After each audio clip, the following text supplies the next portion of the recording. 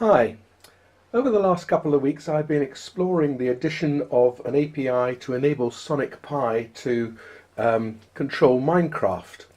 And I've already published 2 or 3 programs, mainly concentrating on getting some graphics going in Minecraft, but bearing in mind SonicPi's pedigree, that it is in fact basically a music program, I thought it would be nice to put the two together. And so in this, my latest effort, which brings together in fact many of the things that I've discovered about SonicPi over the couple of years that I've been using it, I decided to produce some fireworks in Minecraft generated from SonicPi, but to accompany this with a minuet from Handel's RoyalFireworksMusic. And the two actually work pretty cool together, so I thought you'd enjoy having a look at this.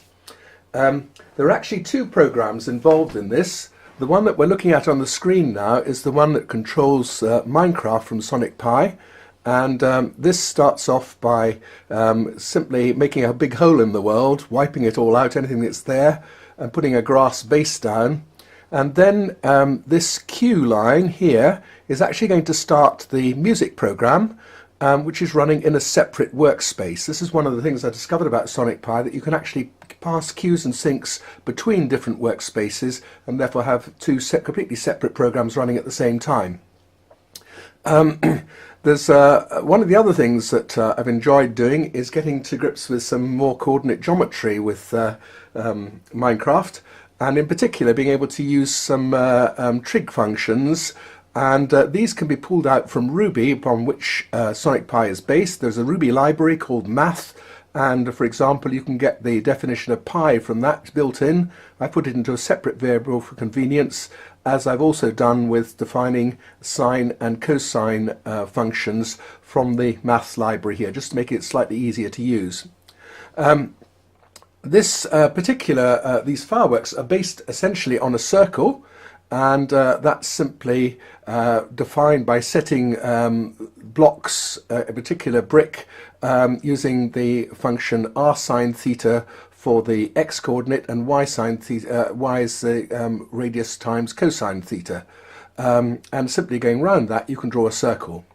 I actually produced some nested circles in order to do this, and because it looked a bit like a target, I named the function target. There's actually 13 circles in it. For the inner ones, we use a large value here for the angle resolution, and we go around in steps of 16 degrees at a time, because we're simply filling in the central space here. As we get further out, as the radius increases, it's going from 1 up to 13. In fact, we're actually making the resolution finer. It goes down to 8 and then down to 4, and then for the final ones it goes down to, there's nothing put in there, but the default value is 2. So that's going to draw our target, and it's first of all going to draw it, and it's going to start putting in the coloured bricks, gold, diamond and iron. Then it's going to draw it again from the inside outwards, replacing it with air, so it'll disappear. We teleport to a suitable position in order to see what's going on, and once we've finished the program, I'm actually going to send a synchronizing signal from the music. Is going to tell it when to stop.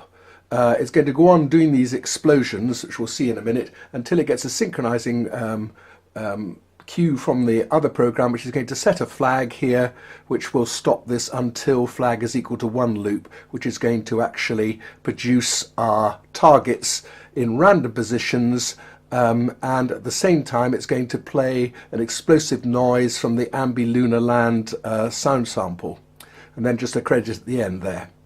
The music program, that uses things which I've produced over the years, sample-based voices. I've got samples for a trumpet, a tenor trombone and a bass trombone, and these are the instruments which are used to produce this arrangement for 2 trumpets and 2 trombones playing the minuet from Handel's RoyalFireworksMusic. And this is first of all going to load all the samples in. I've defined my own functions to play the sample at different rates, so that we get different pitches from it. and the notes that we're going to play are put into an array, which is this is then going to play. This will all be fully detailed in an article which I'll place on my blog, rbnrpi.wordpress.com, and you'll be able to look at these in more detail later. This is setting up the the various lengths of the notes from demi-semi-quavers up to dotted breves. I don't in fact use all of these, but I usually just plonk that in for convenience. And then here are the notes for the various parts. And finally, at the end, we're playing the parts, and there are repeats put in, so some of them are actually repeated as we go around. So let's and there's the final cue finish back to the other program to stop it from running. So what we do is we start this program running, and it's going to wait, once it's set up the initial variables, it's going to wait at the play stage down at the bottom here until it gets a synchronizing signal from the other program, which is going to start it going. So let's start this. We run that and nothing happens. We don't hear anything because it's now waiting for this synchronizing signal. We now go to start the explosions and the fireworks, and then we switch to Minecraft to observe the show. Please enjoy.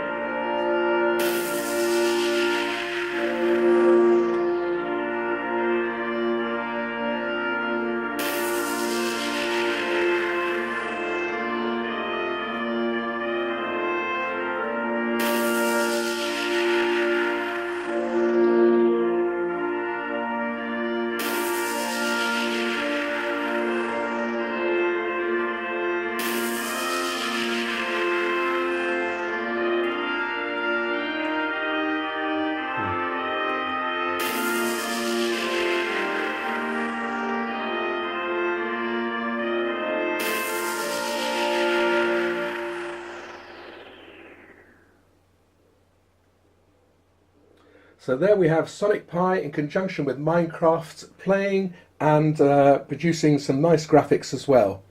This is done on Sonic Pi version 2.5 dev, but version 2.5 is due out this week, I think, and so you'll soon be able to try this out for yourselves. And if you've got a Pi 2, I thoroughly recommend that you give Sonic Pi and Minecraft a go. Thanks for watching.